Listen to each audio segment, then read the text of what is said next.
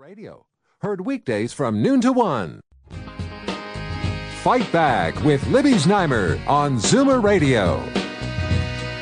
Welcome back. Well, we keep hearing a lot of pious statements from politicians about preventing foreign interference in our elections. But Prime Minister Mark Carney is standing behind a Liberal candidate who actually advocated turning a Conservative hopeful over to the Chinese government. He advocated that here.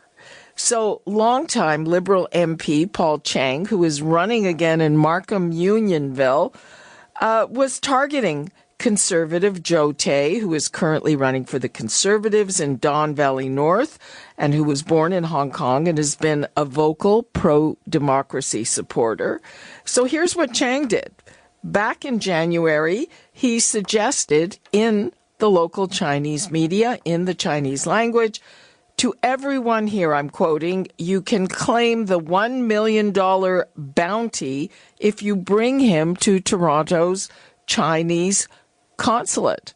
Well, this prompted a big hue and cry, but this morning, as we said, Mark Carney is standing behind the candidate. Let's go to Chuck Kwan, who is with the Toronto Association for Democracy in China. Hi, Chuck. Hi, Libby. So this episode, it's shocking, I think. That's the first word that came to my mind when I heard the news.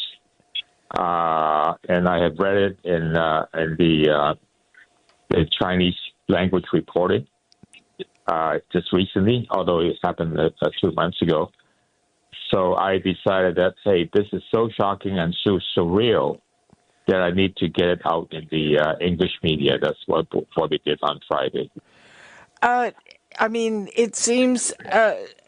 Are you, first of all, this morning, Mark Carney was asked about it. He said he's standing by the candidate. What do you make of that? Well, I don't want to speak for Mark Carney, but I certainly find the individually, Mr. Paul Chang is beyond, in my view, quote unquote redemption. I know that's a heavy word, but to be an incumbent politician running in an election, and as a Canadian citizen, we all have a moral authority or moral right to obligation to maintain our Canadian values, and this transnational repression by China of putting a bounty on somebody that they don't like is beyond pale. And so the fact that he made what he made is deserves every condemnation that we can give. What do you think this says about the level of foreign interference, specifically from the Chinese government, with our diaspora communities here? Well, for years, we've been warning the Canadian government and the authorities that this is actually happening. And my point of view is that China interference is what we see is but the tip of the iceberg. We're now dealing with electoral interference, as in the federal elections, the last two elections, and now this election. It happens every day, every single moment in all spheres of society, municipal politics, provincial politics, even down to the school board trustee and the Chamber of Commerce. So in that sense, this is all pervasive. And unfortunately, our warning has not been heeded. So in that sense, it still goes on. Some politicians will deny and still abate and abide by those who are kind of openly friendly with China. So in that sense, I think we have a real problem here. So I've seen the quote that I read out here, but what was the context in the article, that Paul Chang had in the Chinese media? I mean, what was the whole article kind of about?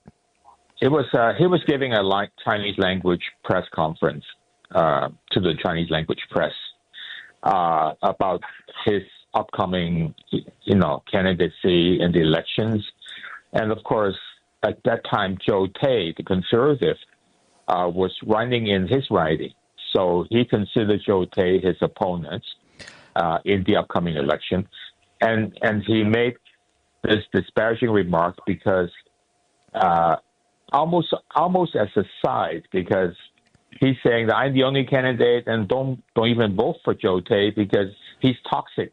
He's going to be anti-China. He's not going to do any good in the parliament. So this kind of language he's using. Did he say he's going to be anti-China? Yes, exactly. That's what he said. And then the quote that we quoted him, the quote that was actually reporting. I mean, you can say that if you're a politician and say, "Oh, he's anti-China," we should all be more pro-China. That's fine. I don't mind. That's your own opinion. But to be a politician and saying that, "Oh, either way, no, you can get $1 million from the Chinese government if you bring him into the Chinese consulate," I think that is what is shocking to me. And again, I mean, are you going to try to do anything else to get him disavowed as a candidate? I mean, what do you say to Mark Carney? I think if you know, my message to Mark is that if you know what you're doing, then you should do the right thing. And that's all I would say. I don't want to get into partisan politics. We're in this because we want to expose China interference in all levels of government. And federal politicians are the most vulnerable.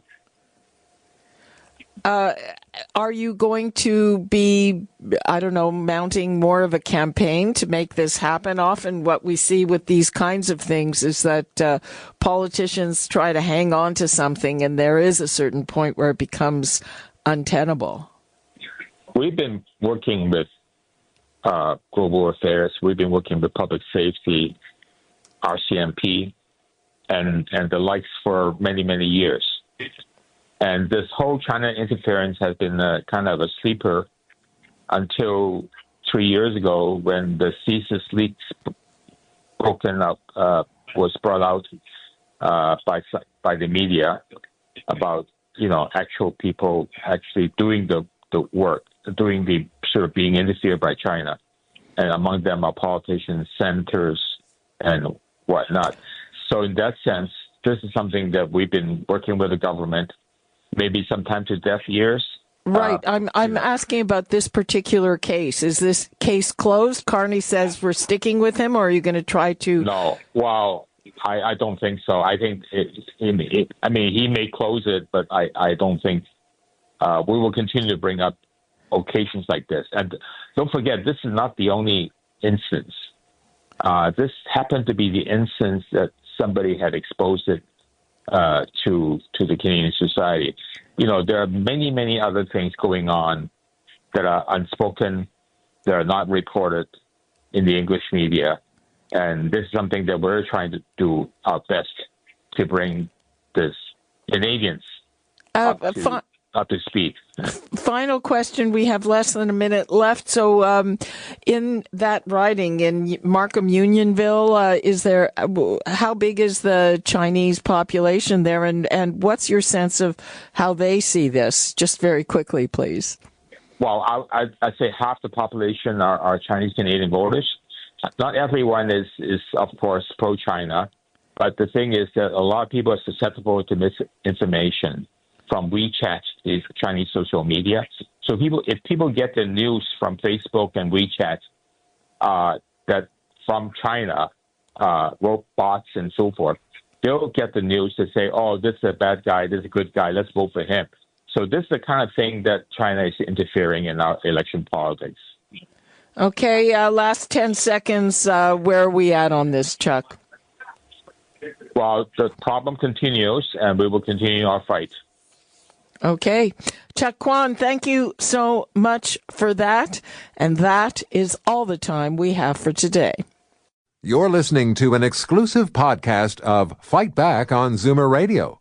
Heard weekdays from noon to 1. This podcast is proudly produced and presented by the Zoomer Podcast Network, home of great podcasts like Marilyn Lightstone Reads, Idea City on the Air, and The Garden Show.